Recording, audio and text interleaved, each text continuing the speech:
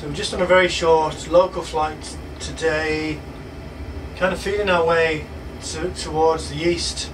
That's kind of a preview of the next leg of this round the world trip. We're going to go eastwards in the Central Rockies region, and then I think to Boise, and then we're going to turn down to the south out of the Central Rockies into Utah, and we're going to go over Salt Lake City just to see what that looks like in FTX Global. At the moment we're just heading for KGCT, which is, KGCD, Grant County Regional Ogilvie Field, John Day, Oregon. I don't know what that means. I don't know which of those is the actual name of the airstrip. It's only about 8 miles away, so we should probably be able to see it now. It's probably that ahead. We're just coming up into this little valley, very arid terrain here. We're very high. We're currently at 8,000 feet above sea level, of course. This airfield is just shy of 4,000 feet. So actually, if we start to descend,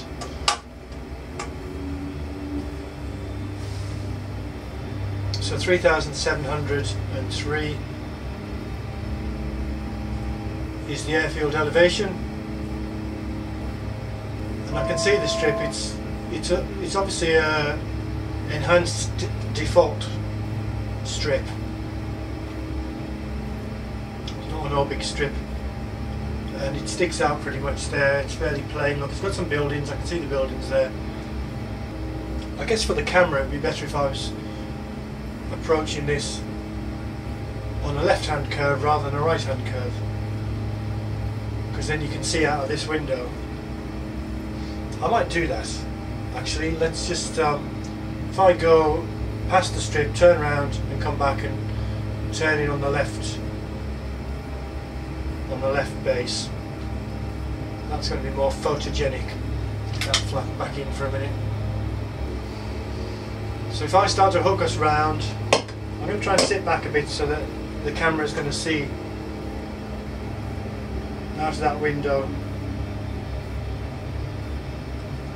And we need to be slowing down again as we do this turn.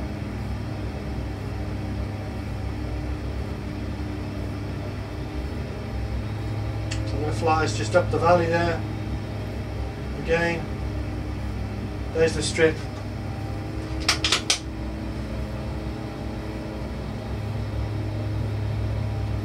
Yeah, well, it's kind of on a raised plateau, that strip.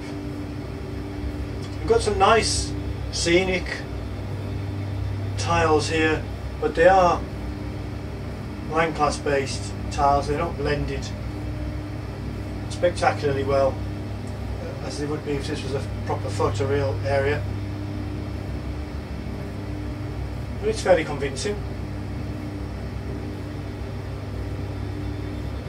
Now just note on this approach something you might have noticed already, which is I've got this rather strange surround on the monitor. I'll talk about that in a minute. Let's get all the flaps out. I've kind of overshot it a bit there because I'm sitting too far back.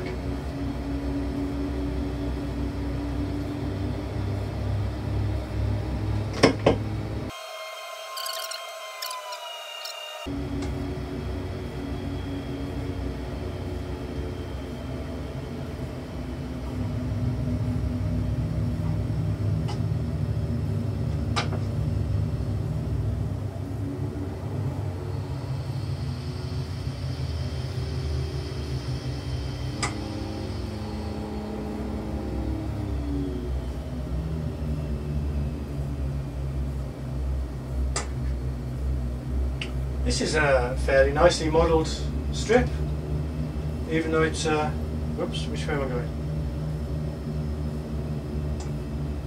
Even though it's fairly basic.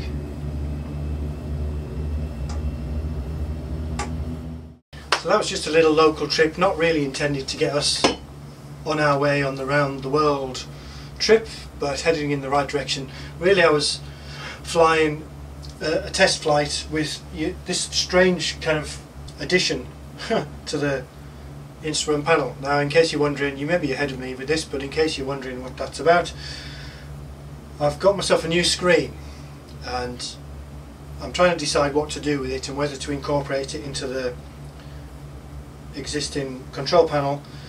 And you know, the problem is, well, in some respects it's a problem, in some respects it's an advantage, but it's a bigger screen essentially. This is a 19.5-inch screen, it's a Dell screen, and it's a little bit small for the instrument panel.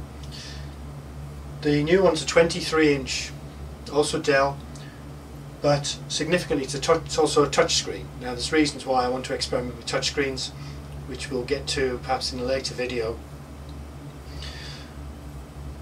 So this is the screen here. Oh my god, it's heavy.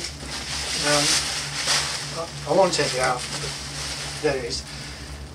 Now it's also a Dell, and I got this second hand. It's a very good price, and I hope it's a good screen. I have yet to try it out. One issue that I'm not happy with is, you know, one of the reasons I went for Dells in the first place was that many of the Dells have this very convenient quick mounting system. You have a plate and just a push button and it detaches from or attaches back to that plate, you know, very, very simply. This unfortunately doesn't have it. It has a different kind of stand built in. Yeah, it's not the same. Hopefully when I take that stand off it's going to have a Visa mount on, and then I can get a Visa mounting plate. I may already have one. That looks like it'll be a 100mm Visa mounting. But the screen, as I say, the screen is significantly wider, so I've tried to mock that up with this surround just to see that I can fly without it intruding too much on the view. It does intrude on the view, of course. Significantly sticks up by about an extra 4 or 5 centimeters, but also out to the side by maybe 8 or 9 centimeters. You know, it does intrude, but the other thing you can do is, you know, in a sense it's somewhat realistic because you can now crane your neck and look over the dash and see more of what's ahead. And similarly you can kind of look around the edges, and so I think it's going to be fine. I've flown it a couple of times this way, so I think that's going to be fine. Of course, now we've got two problems. One is, I've mentioned the mounting plate, so the physical details of mounting this screen are going to be something to think about. The other thing I'm going to have to do is move other things around. I considered lots of different reconfigurations, but I think what I've settled on is I'm going to mount the screen pretty much exactly where this one is. It's going to come out to here. I'm going to lose the autopilot and the head-up display panel, so I've got to do something about that. I'm going to lose this switch panel, or this knob panel here as well. That'll be easy enough. I'll just take that out and perhaps mount it here or here, horizontally instead of vertically. The autopilot, I do have the option of just moving that down to below the screen, so it'll be about here, which means I have to move this. I don't know if you can see these, but well, you won't see it on the video, but I've got a speaker mounted here. If I relocate those speakers, that autopilot should just move. I can't do without that. Well, I could do without that. One of the things I've tinkered with as an idea was reinstating my original autopilot and fire control panel,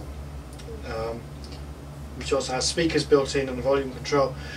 That would be great. I'd really like to get that back because it looks nice, and you know, having the fire control panel would be nice.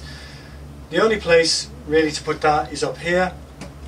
I tried it up there before, you might remember, and I didn't like it, but one of the reasons I didn't like it up there was because when I reached for it, it interfered with the track IR. Now I'm not using the track IR now, so it would work better up there.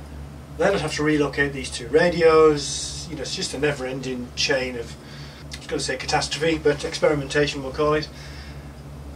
But I think the path of least resistance at the moment is to just move that autopilot down, either lose the head-up display panel, which is not hooked up at the minute, or it's not programmed up. So either lose that or move it perhaps up here. And then we'll have the larger screen, which is going to be great. It's a 1080p screen, which means the resolution's higher than this one. so the instrument should look clearer. I could have them bigger, I can put more instruments on there, and it's going to be a touchscreen. So one of the reasons I want to play with that is because Air Manager supports touch screens and it's designed around touch screens indeed. So I'd like to tinker with that, particularly for flying different aircraft. I mean, I'm obviously flying the Twin Otter mostly, and so I don't need the touch screen really for the Twin Otter. But it would be nice to, well, it'd be nice to have the option. You know, I suppose the one thing that I would like to be able to operate with the touch screen is, and it would solve the autopilot problem actually, is to be able to control this autopilot directly. So I could flip the on-off switch, press the buttons. So that's worth thinking about, you know, whether I even need to relocate this. So time will tell. We'll see that experiment coming up in a video soon.